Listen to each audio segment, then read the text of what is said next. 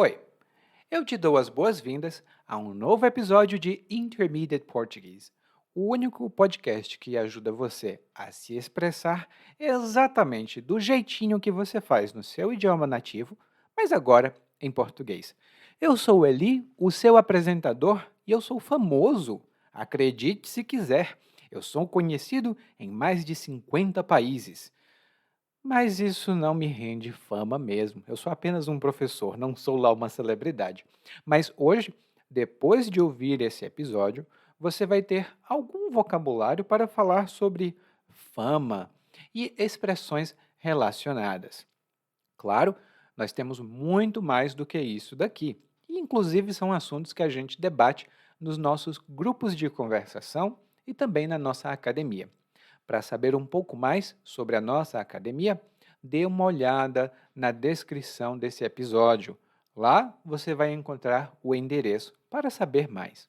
Mas se quiser visitar, anote, é www.portuguesewithelly.com/club. Misturando os idiomas, né? Agora falando só com a pronúncia em inglês, porque eu tenho que escolher um dos dois. É www.portuguesewithelly, ou portuguesewitheli, spelled eli.com/club. Lá você vai encontrar muitas informações sobre como você pode estudar comigo. Agora, nós vamos para o episódio de número 271, falando sobre fama e sobre ser famoso.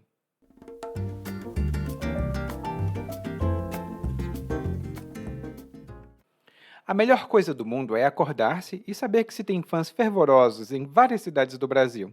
Você não sabe a sensação indescritível que dá ver aquele enxame de gente reconhecer a pessoa na rua.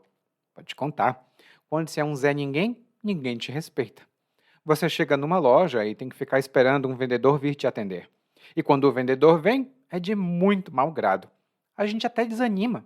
Depois de ficar batendo perna num shopping, levando patada de um e de outro, ainda tem que encarar um ônibus apinhado de gente grossa. Mas basta uma aparição na TV, de preferência num programa de entrevistas, e a gente vira celebridade. De repente, você se torna um ator consagrado. Todos os programas de fofoca querem te entrevistar. E você, claro, vai para todas as entrevistas, como manda o figurino. Não se pode viver sob os holofotes e ser uma pessoa antipaticíssima. Você tem que fazer sala para jornalista, entreter os apresentadores, mostrar um pouco da sua intimidade para o grande público, dar autógrafos para as tietes que te reconhecem mesmo sob disfarce. Não gosto muito da ideia de ver a minha vida íntima devassada, mas a privacidade é superestimada, a meu ver. Além do mais, quando se tem dinheiro e fama, ninguém precisa agir na surdina e tentar despistar as pessoas das coisas que você faz. Na verdade, você quer é o contrário. A crítica vai descer a linha na sua cabeça, os seus fãs vão inflar direto o seu ego. Vai ser o maior bafafá sobre você. Mas, como se diz por aí, que falem bem ou mal, mas que falem de você. Bom, agora você me dê licença, porque tenho de voltar ao trabalho. Depois de sair daqui do caixa do supermercado, vou direto gravar meus vídeos no TikTok.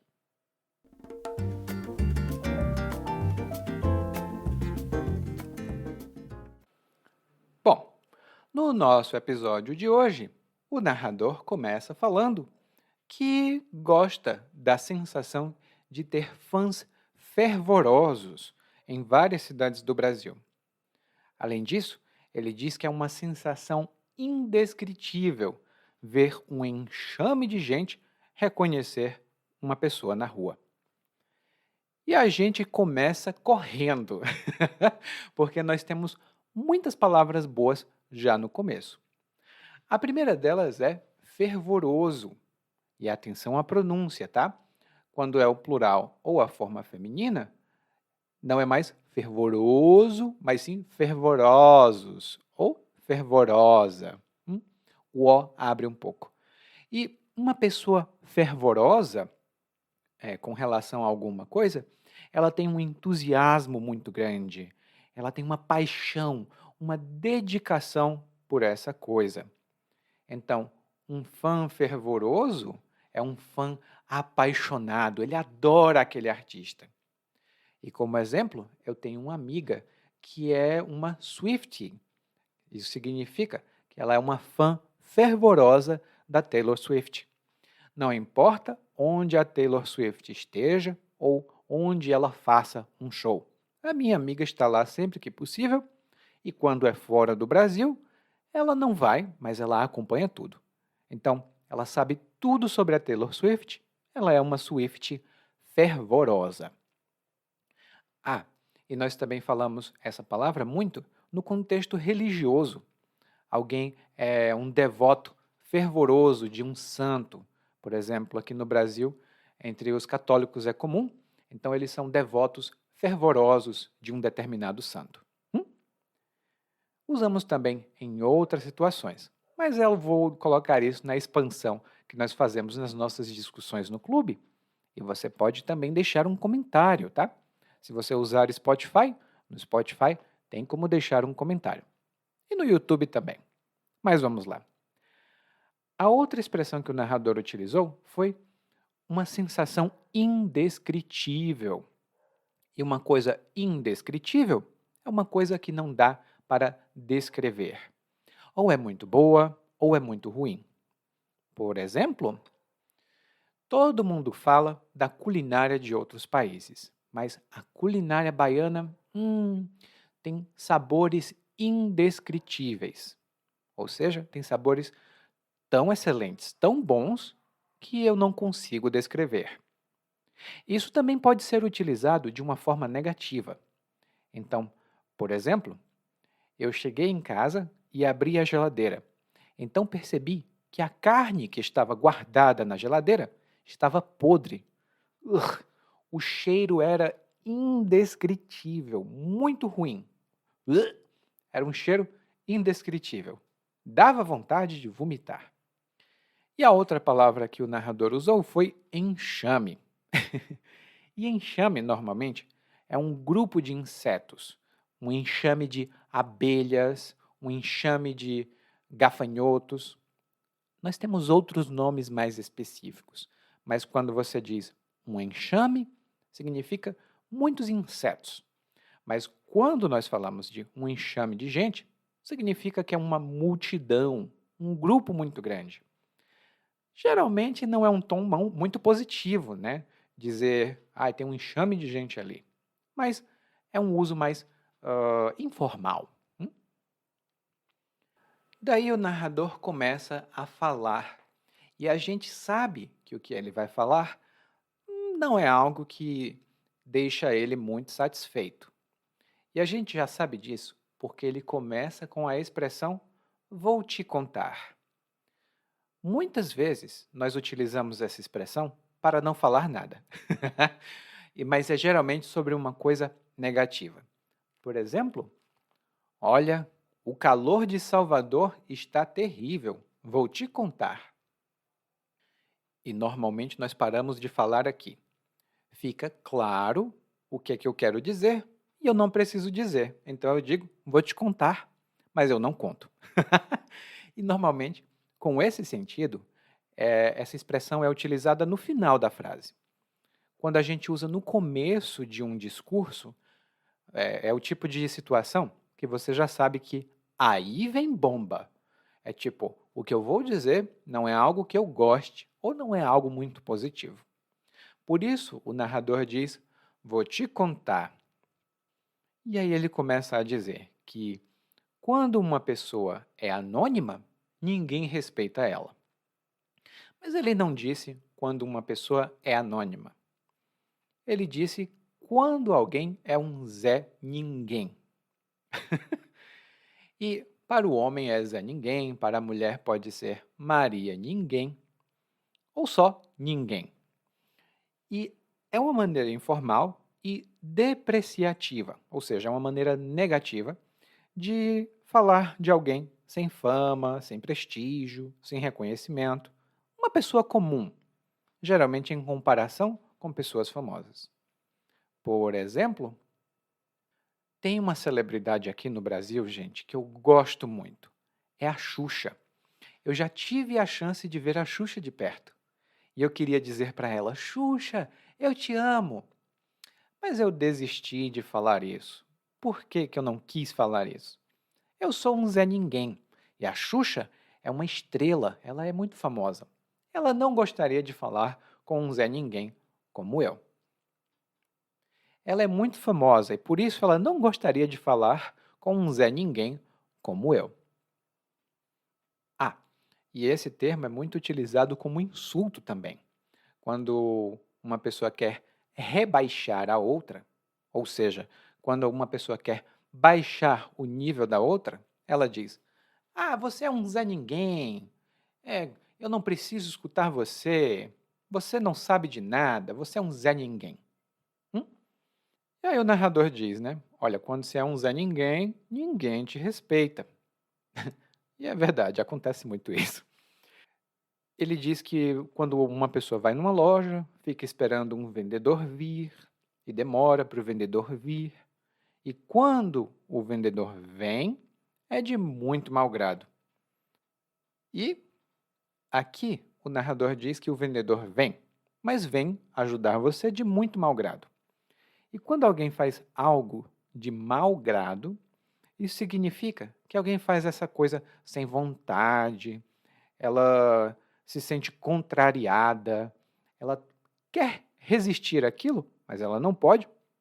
Então, ela faz, mas não faz feliz. Dois exemplos que eu posso dar são: primeiro, a mãe estava precisando de ajuda na casa, porque, além de fazer os trabalhos do escritório, ela precisava limpar as coisas. Ela pediu ajuda ao filho e o filho não quis ajudar. Então a mãe disse: ou você me ajuda, ou então. E o filho foi ajudar, mas foi de muito mau grado. Ele limpava as coisas, mas limpava tudo mal. Ele não sabia ou não queria fazer nada direito. Por quê? Porque ele estava fazendo tudo de muito mau grado. E o segundo exemplo é o seguinte: eu convidei a minha amiga para ir comigo ao shopping. Eu quero comprar algumas roupas. Ela não tem muita paciência, mas tem um bom sentido de estilo, né? Ela tem um bom senso. Então eu convidei ela para ir comigo. Mas quando eu a convidei, ela fez uma cara e disse: "Ai, a gente tem que ir agora ao shopping, sábado, de tarde. Olha, eu vou, mas." Então eu disse para minha amiga: "Olha, se você não quiser ir de bom grado, não precisa ir." E você percebe que eu falei bom grado. Quando alguém vai de bom grado, faz algo de bom grado, ela faz feliz, ela faz porque quer. Agora, quando faz de mau grado, ela faz odiando cada segundo. Esse era eu quando eu tinha de lavar o banheiro. Ainda hoje sou eu quando eu tenho de lavar o banheiro. Odeio. Eu lavo, mas lavo de muito mau grado. Bom, o narrador então diz que vai numa loja, o vendedor atende, mas atende de muito mau grado, e depois ele fica andando pelo shopping, levando patada de um e de outro. E depois de ficar levando patada de um e de outro, ainda tem de pegar um ônibus apinhado de gente grossa. E aqui temos algumas boas palavras para descrever coisas ruins. A primeira delas é levar patada. E quando alguém leva uma patada, isso significa que alguém recebe uma resposta grosseira, agressiva, ou então alguém escuta um comentário super grosseiro, super agressivo. E um exemplo que eu posso dar, o mais claro, é o seguinte: eu estava passando na rua e falei com a minha vizinha. "Bom dia, vizinha. Tudo bem com você?" A minha vizinha olhou para mim e disse: "E o que é que tem de bom?" Ou seja, a minha vizinha deu uma patada em mim. E a palavra patada vem da palavra pata, que são os pés dos animais.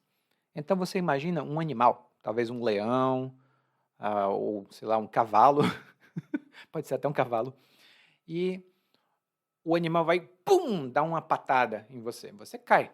Então, essa é a patada. Às vezes, a gente dá a patada.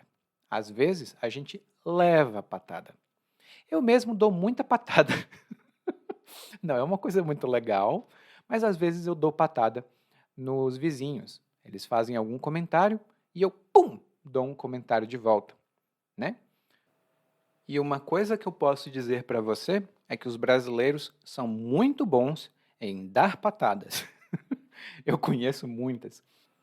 E uma patada que uma vez eu vi foi entre duas vizinhas em um prédio onde eu morava. Não meu prédio atual, um prédio anterior. Uma vizinha estava no jardim, cuidando do jardim, e a outra chegou perto. Ela passou perto, na verdade. Aí a que estava no jardim olhou para a outra e disse assim: tá gordinha, hein, querida? Tá comendo bastante. Aí a outra vizinha olhou assim e disse: Nossa, se eu fosse você, eu fechava a boca, porque com uma língua desse tamanho é capaz de você tropeçar e cair.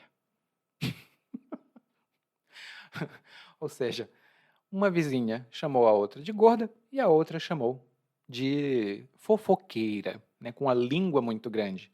Tão grande que ela podia cair no chão.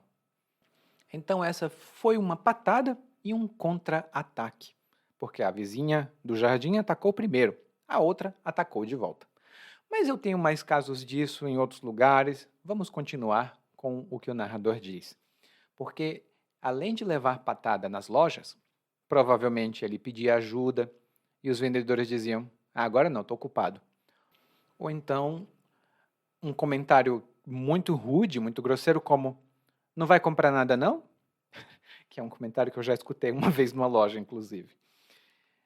Depois de fazer tudo isso, levar patada, a pessoa ainda vai para casa de ônibus, lotado. Mas o narrador disse apinhado. E quando nós dizemos que um local está apinhado de gente, é a mesma coisa de que está lotado, está cheio de gente, está assim de gente. E quando nós falamos está assim, normalmente nós fazemos um gesto com as mãos. É muito típico. Então, você pode falar com os brasileiros e dizer: qual é o gesto que você faz quando você diz está assim de gente? Todos os brasileiros vão fazer o mesmo gesto. E o narrador disse que o ônibus estava apinhado, mas não de gente regular, e sim de gente grossa. E uma pessoa grossa é uma pessoa rude, é uma pessoa mal educada. Ela não respeita as outras. Ela faz comentários grosseiros, rudes. Ela é uma pessoa desagradável. Por exemplo, eu tenho um amigo muito legal, o José, e ele me visita de vez em quando. Gosto muito da presença dele aqui, mas eu tenho que dizer, o José demora demais para voltar para casa. Às vezes, são 11 horas da noite e ele ainda não foi embora. No dia seguinte eu vou trabalhar cedo. Então, eu não quero ser grosso, mas eu peço para o meu amigo José ir embora. Eu não quero ser grosso, mas eu vou acabar sendo grosso. Eu vou dizer: José, vai embora. Eu preciso dormir, cara. Vai embora. É um comportamento grosseiro, mas é necessário. E aí, geralmente, uma pessoa grossa, a gente também chama de mal educada. Ah, fulano é muito mal educado. Fulano é muito grosso. E aí o narrador começa a falar como é que as coisas mudam, né? Uma hora você é um Zé Ninguém, mas então basta uma aparição na TV e a gente vira celebridade.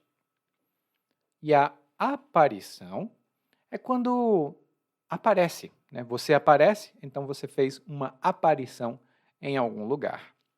E tem uma diferença entre aparição e aparência. A aparência é como você parece, né? O seu aspecto físico. Então, uma pessoa pode ter uma boa aparência, pode ter uma aparência descuidada, uma aparência cuidadosa. Mas a aparição é quando você aparece, quando você está presente em algum lugar. Eu fiz porque é como você aparece do nada. E Muitos artistas fazem aparições em vários programas diferentes, quando eles precisam promover os seus shows. Eu falei da minha amiga que gosta da Taylor Swift. A Taylor Swift fez diversas aparições para divulgar o show que ela fazia. E um exemplo que eu posso dar para vocês é o seguinte: a Marcela é artesã. Isso significa que ela trabalha com artesanato. Ela sempre teve alguns clientes, aqui e ali, pouca coisa, mas ela foi convidada para aparecer na TV.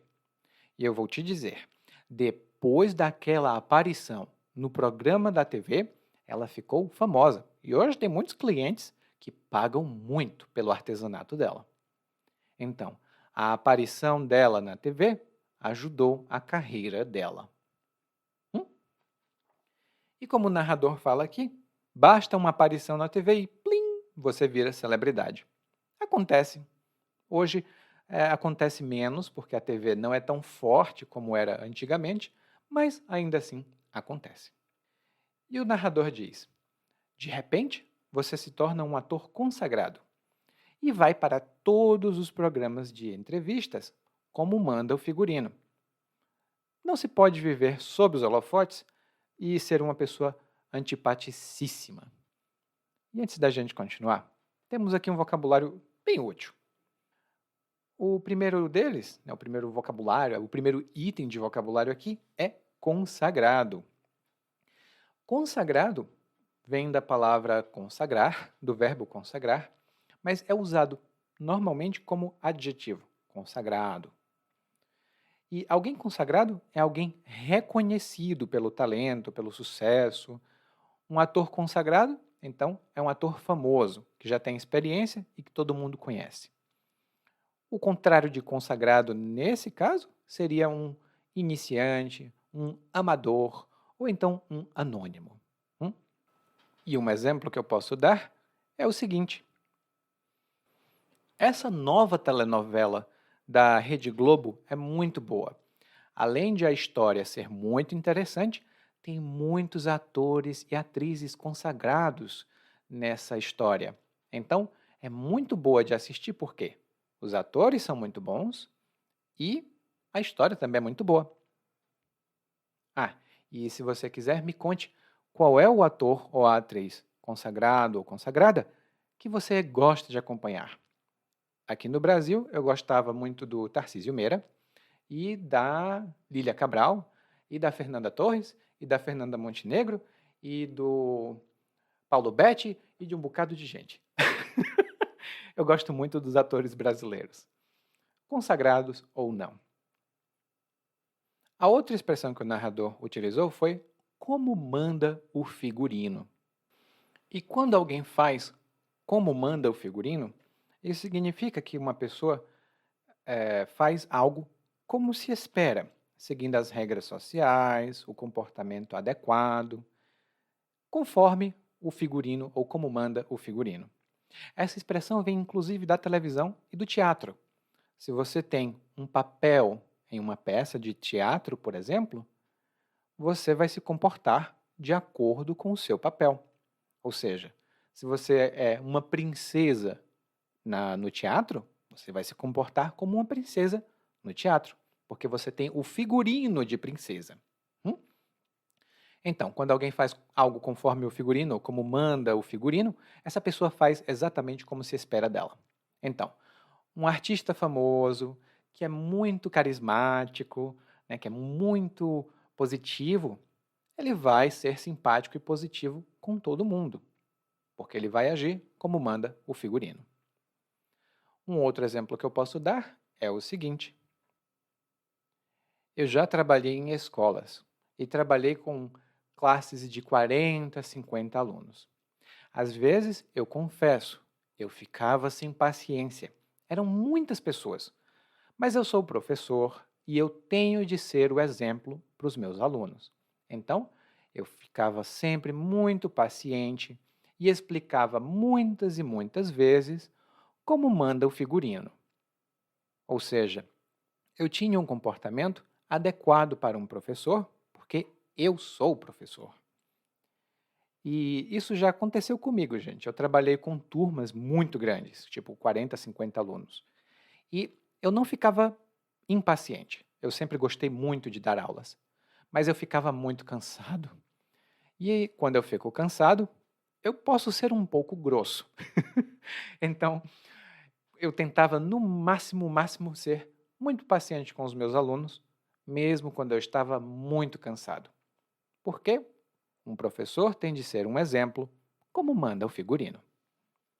E o narrador diz, né, que não se pode viver sob os holofotes sendo uma pessoa antipaticíssima.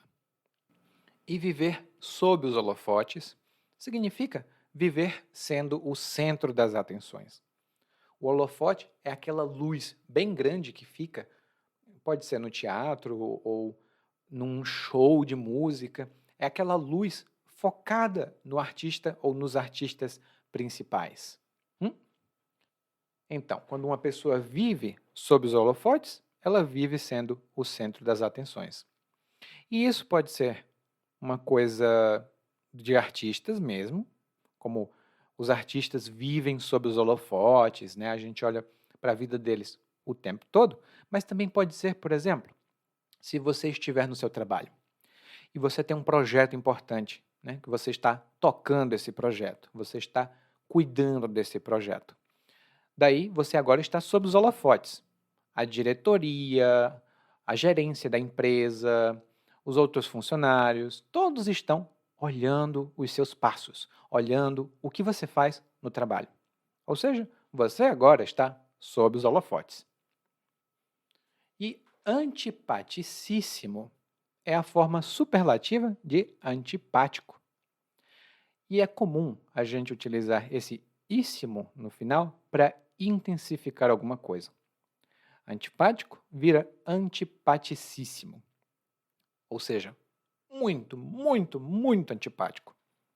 E uma pessoa antipática é uma pessoa chata. É uma pessoa talvez fria, é uma pessoa talvez arrogante, é uma pessoa desagradável. Você não gosta dela porque ela é chata de estar por perto. E muitos artistas, muitas celebridades fingem ser simpáticas na frente das câmeras, mas quando estão longe das câmeras, ou seja, quando estão longe dos holofotes, são muito antipáticas. E o narrador ainda continua descrevendo a vida de uma pessoa famosa. Diz que uma pessoa famosa tem de fazer sala para o jornalista e entreter os apresentadores, além de ter que mostrar um pouco da própria intimidade e dar autógrafos para as tietes que reconhecem o artista, mesmo sob disfarce. E aqui nós temos boas expressões também. A primeira delas é fazer sala. E quando você faz sala para alguém, por exemplo, eu faço sala para minhas visitas, isso significa que eu dou atenção para as minhas visitas, eu converso com elas, para elas se sentirem bem, geralmente enquanto outra pessoa não chega. Vou te dar 2 exemplos. O primeiro deles é verdadeiro, acontecia comigo, na minha casa. Eu tenho uma família muito numerosa, é uma família grande mesmo, eu acho que eu tenho 20 primos. Só dos que eu me lembro, eu acho que são 20. Porque é uma família muito grande, são 15 tios de um lado da família, 8 tios do outro lado da família, tios e tias. Então é uma família muito grande. Às vezes, essa família vinha visitar. Não toda ela, mas uma parte. Então, quando eles chegavam lá em casa, eu fazia sala para a minha família, né, para os meus primos, para minhas tias, para os meus tios, enquanto a minha mãe se preparava. Por quê? Eles chegavam e minha mãe estava trabalhando. Então minha mãe dizia: aguarde um momento, espere um momentinho que eu vou trocar de roupa. Enquanto a minha mãe estava se arrumando, eu fazia sala para os meus primos e para minhas tias e para os meus tios.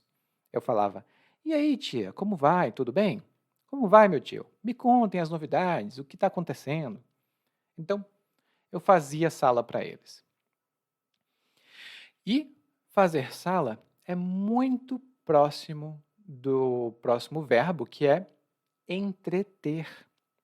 quando você entretém alguém, você diverte alguém, mantém alguém interessado em alguma coisa.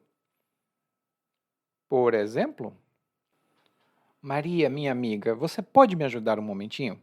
Eu estou com o meu filho, um bebê, o Eduardo, e eu preciso ir ao supermercado, mas eu não posso levar o Eduardo comigo. Você pode ficar com ele um momentinho e entreter ele enquanto eu estou no supermercado? Eu volto em no máximo 15 minutos. Então, você pode ficar com o meu bebê e entreter o meu bebê por 15 minutinhos? E aí, a minha amiga Maria vai dizer, claro! E ela vai ficar brincando com o bebê, fazendo bu bu bu bu, para o bebê ficar entretido. Hum? E é basicamente a mesma coisa. Quando você entretém alguém, você faz sala para alguém. Mas fazer sala é geralmente numa situação social. E entreter pode ser em qualquer situação. Hum? Eu vou ter algumas dessas distinções lá nas notas adicionais para o nosso grupo. E o narrador disse que também tem que mostrar um pouco da intimidade. Ah, e a intimidade aqui significa a vida particular, a vida privada de uma pessoa. Geralmente a rotina dela. Um exemplo que eu posso dar do uso dessa palavra é que, antigamente, quando não existia Facebook, Instagram, essas coisas, as pessoas não falavam sobre a sua intimidade em público. Hoje não. Hoje todo mundo publica tudo da intimidade delas para os outros. O que elas comem, que horas elas dormem, que horas elas se acordam. Elas não têm mais uma própria intimidade, elas não protegem a própria intimidade. Intimidade tem outros sentidos também, mas aqui o sentido é de vida particular, vida privada. E a última expressão que o narrador utilizou, que é bem comum quando a gente fala sobre celebridades, é tiete. E a tiete, ou o tiete, geralmente a tiete, é uma pessoa, é um fã muito apaixonado, né, que admira muito uma figura pública. Um fã normal gosta de uma celebridade, mas uma tiete, essa pessoa vai ter livros, revistas, fotografias, todas as coisas sobre esse ou essa celebridade. E o verbo disso é tietar. E esse verbo tem uma origem muito divertida. Eu vou colocar em um artigo lá no site. E também nós temos um vídeo no YouTube sobre esse assunto. Mas tietar significa admirar alguém incondicionalmente. Geralmente um artista, né? Uma pessoa famosa, provavelmente. Então, eu tenho que falar a verdade. Eu sou tiete de muitos artistas aqui do Brasil e do resto do planeta também. E eu vou contar a verdade para você. Eu acho que eu não poderia estar perto de uma dessas pessoas. Porque eu não me controlo, gente. Eu sou o maior tiete que tem. Uma vez eu encontrei um artista aqui em Salvador, um cantor chamado Compadre Washington, e eu pensei que eu teria uma reação melhor. Mas quando eu vi Compadre Washington, eu disse... E eu gritei. Eu não vou gritar aqui, mas eu... Compadre Washington!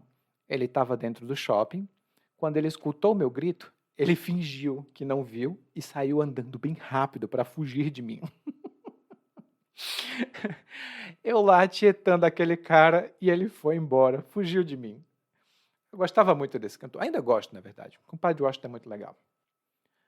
E aí o narrador agora começa a fazer comentários sobre as possíveis desvantagens de ser muito famoso.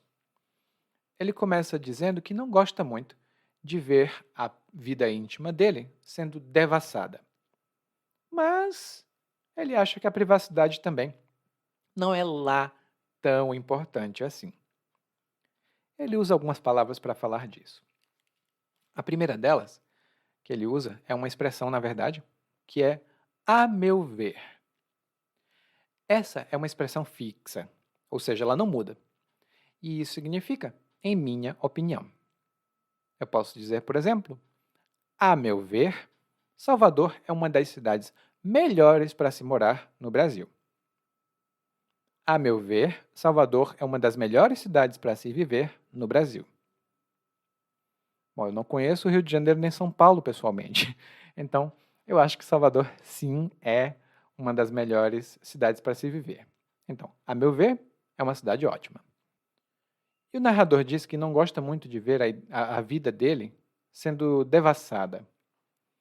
E devassar é um verbo que significa expor algo que deveria ser privado.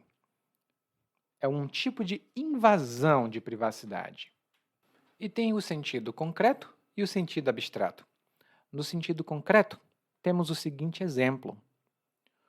O João achava que a esposa dele estava traindo ele. E ele ficou suspeitando dela por muito tempo. Um dia, a esposa não estava em casa e ele devassou as coisas dela. Olhou diários, investigou o celular, abriu gavetas, leu todos os papéis e não encontrou nenhuma evidência. Ele devassou a intimidade dela e descobriu que ele estava tendo uma suspeita sem nenhum fundamento. Eu não sei o que aconteceu quando a esposa dele chegou em casa e descobriu que ele tinha devassado as coisas dela. E também tem um sentido abstrato, ou melhor, um sentido concreto também, mas menos específico, como esses programas de fofoca de TV. Aqui nós temos muitos desses programas. Não só programas, mas páginas de Facebook, páginas de Instagram, canais de YouTube que devassam a vida das celebridades atrás de detalhes muito, muito quentes, muito, nossa, esse artista faz isso. Então eles devassam a vida desses artistas atrás de detalhes interessantes. E o narrador diz, que acha que privacidade é uma coisa superestimada.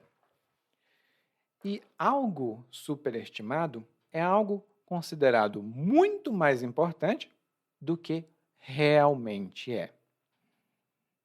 É provavelmente um exagero na avaliação. Por exemplo, eu estudo chinês e eu acho que a dificuldade da língua chinesa é superestimada. Sim, exige muito tempo, é necessário estudar bastante, mas não é impossível, como dizem. Então, eu acho que a dificuldade da língua chinesa é superestimada. E outra coisa, outro exemplo que eu posso dar é um que eu escutei recentemente. Tem uma prática que se chama jejum intermitente. E como funciona isso? O jejum é quando a pessoa não come, ela fica sem comer, geralmente por escolha própria. Pode ser por motivo de saúde ou por motivo religioso. Ela faz jejum. E o jejum intermitente significa comer durante um período do dia e passar o resto do dia sem comer. E algumas pessoas acreditam que os benefícios do jejum intermitente estão sendo superestimados. Os benefícios do jejum intermitente estão sendo superestimados. E aí o narrador continua dizendo que ninguém precisa fazer nada escondido para enganar as pessoas ou para não deixar as pessoas verem o que você faz quando você tem dinheiro e fama. Mas o narrador não disse assim. Ele usou duas expressões boas. A primeira delas foi na surdina. E aqui são duas palavras, tá? Na surdina. E quando alguém faz algo na surdina, isso significa que alguém faz algo de forma muito discreta. Tão discreta que é até secreta. Então, é uma maneira escondida de fazer alguma coisa para não chamar a atenção do público. Por exemplo, a Carla sempre gostou muito de ter a própria privacidade. E ela queria mudar de emprego, mas não contou para nenhum dos amigos. Ela fez todo o processo na surdina e, Um dia, para os amigos, ela trabalhava num escritório de estatística e no dia seguinte ela trabalhava numa agência de tradução. Ou seja, ela mudou de emprego na surdina. Pum! Não quis que ninguém soubesse. O exemplo foi positivo, mas normalmente a gente usa essa palavra para descrever algo que é negativo ou ruim. Por exemplo, muitos políticos fazem acordos na surdina. Eles fazem acordos com empresas, fazem acordos entre eles mesmos para obter benefícios pessoais. Eles não podem fazer isso publicamente porque seria corrupção, mas eles fazem tudo na surdina. E assim não são pegos. A outra palavra que o narrador utilizou foi despistar. E despistar é confundir ou enganar alguém para essa pessoa não entender a verdade ou não conseguir descobrir a verdade. Despistar e distrair são sinônimos nesse sentido. Por exemplo, meus amigos e eu estávamos planejando uma festa surpresa de aniversário para minha namorada. Mas a minha namorada, estava de olho, ela estava percebendo tudo. Então, eu convidei ela para ir ao cinema, para despistar um pouco. Assim, ela não pensaria em festa surpresa e seria realmente uma surpresa. Então, para despistar a minha namorada do fato de que eu estava organizando um aniversário surpresa, eu a convidei para o cinema. E o narrador diz: olha, quando você é famoso, você não quer fazer nada escondido. Na verdade, você quer muita, muita, muita atenção. E aí ele fala que muitas pessoas diferentes vão dar atenção com resultados diferentes. Primeiro, ele diz que a crítica vai descer a lenha na sua cabeça. Os fãs inflam o ego dos artistas e vai ser sempre o maior bafafá sobre a pessoa. Aqui temos 3 boas expressões. A primeira delas é que a crítica vai descer a lenha na sua cabeça. E descer a lenha em alguém ou em algo é criticar algo de maneira muito dura e muito intensa, e geralmente sem medir as palavras. Recentemente, por exemplo, teve uma cantora aqui no Brasil, a Ivete Sangalo, que todos os anos ela lança um grande sucesso no carnaval. Mas neste ano ela lançou uma música que não foi bem recebida pela crítica, né? Os estudiosos de música, esse pessoal. Então, os críticos desceram a lenha na cantora, dizendo que ela estava fazendo péssima música só pelo dinheiro. Então, eles desceram a lenha nela. E às vezes as pessoas também descem a lenha em filmes que vão para os Oscars. Então, um filme foi nominado para o Oscar, e aí as pessoas vêm e dizem: esse filme? Mas por quê? Ele nem é bom. E descem a lenha no filme. E descer a lenha, a gente também diz descer o pau ou meter o pau em um filme, em alguma coisa. Eu tenho mais notas sobre isso lá no nosso grupo. Caso você não faça parte do grupo, fale comigo e descubra como você pode fazer parte. Ou deixe perguntas nos comentários aqui. A outra expressão é inflar o ego. Inflar é aumentar, exagerar algo. E quando alguém infla o ego, ela aumenta o ego, a autoestima da pessoa. Por exemplo, eu estava me sentindo um pouco triste. Então, eu contratei uma pessoa. E agora, essa pessoa tem a única missão de inflar o meu ego. Quando ela percebe que eu estou um pouco triste, ela diz: Eli, você é o cara. Caramba, você é muito bom. Você é especial, espetacular. E ela infla o meu ego. Ela aumenta a minha autoestima. Talvez até demais. Eu não vou mentir, gente. Eu estudo muitos idiomas. E não sou bom em todos eles, não. Mas quando alguém diz assim: Nossa, Eliakim, você melhorou muito o seu idioma, tipo o seu chinês, o seu russo. Aí eu, ai, obrigado. Isso infla o meu ego. E a outra expressão que o narrador disse foi o bafafá. E o bafafá é um alvoroço, uma repercussão muito grande, quando tem muita conversa, muito comentário sobre alguma coisa, geralmente alguma coisa escandalosa, né? E um exemplo que eu posso dar é o exemplo mais claro e mais comum que a gente vê na TV. Quando celebridades são vítimas de traição, ou quando elas traem. Por exemplo, aquele ator estava traindo a esposa. E quando descobriram que ele estava traindo a esposa com 8 pessoas diferentes, minha nossa, foi o maior bafafá.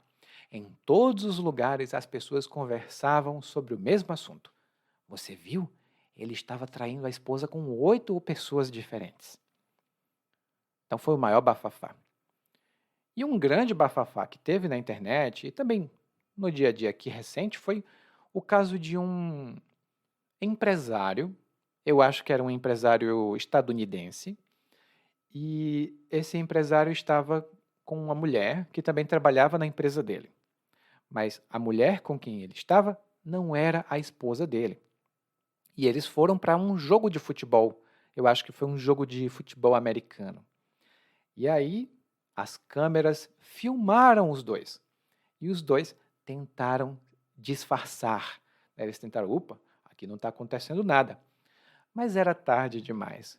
Foi o maior bafafá, porque sabiam que ele estava traindo a esposa e com uma colega de trabalho. Ai, ai, ai, foi um bafafá. Todo mundo falou daquilo. Então, quando a gente diz que tem um bafafá sobre alguma coisa, que tem muito comentário, tem muita discussão e geralmente algo com muito interesse. E onde tem bafafá, tem fofoca. E o narrador diz: não importa se falam bem ou falam mal de você. Ou melhor, não importa se falarem bem ou mal de você. O importante é que as pessoas falem de você. É uma coisa bem do Oscar Wilde, um dos meus escritores favoritos. Mas no final, o narrador volta para a vidinha dele, porque ele continua sendo um Zé Ninguém, e diz que depois vai gravar uns vídeos para o TikTok. E eu, como bom Zé Ninguém também, vou deixar você escutando o monólogo mais uma vez e eu vou aqui gravar os meus vídeos para o TikTok também. Quem sabe um dia eu seja bem famoso. A gente se vê.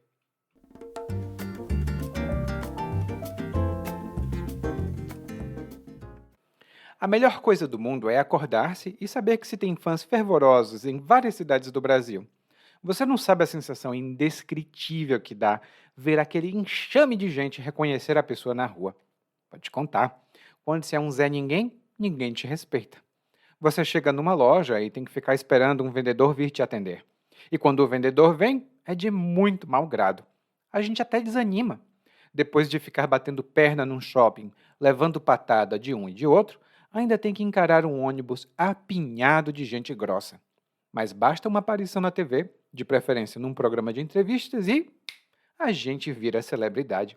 De repente, você se torna um ator consagrado. Todos os programas de fofoca querem te entrevistar. E você, claro, vai para todas as entrevistas, como manda o figurino.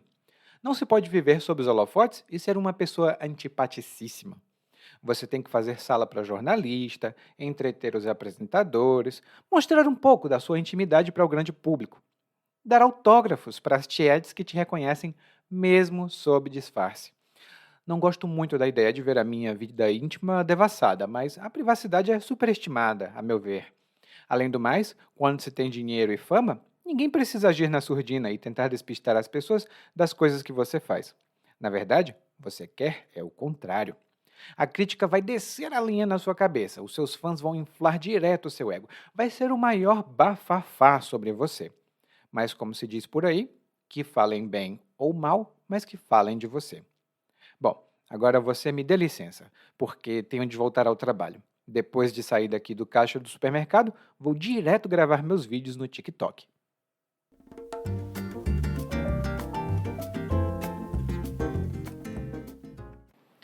Oi, muito obrigado por ouvir esse episódio até o final. Eu sou o Eli e eu agradeço muito o seu apoio. Se você tiver tempo e puder, por favor, deixe uma avaliação sobre esse podcast na plataforma que você escuta o podcast. Claro, nem todas as plataformas podem fazer isso. Se a sua não puder, não tem problema. Continue ouvindo, mande suas mensagens e a gente se vê por aqui. Tchau!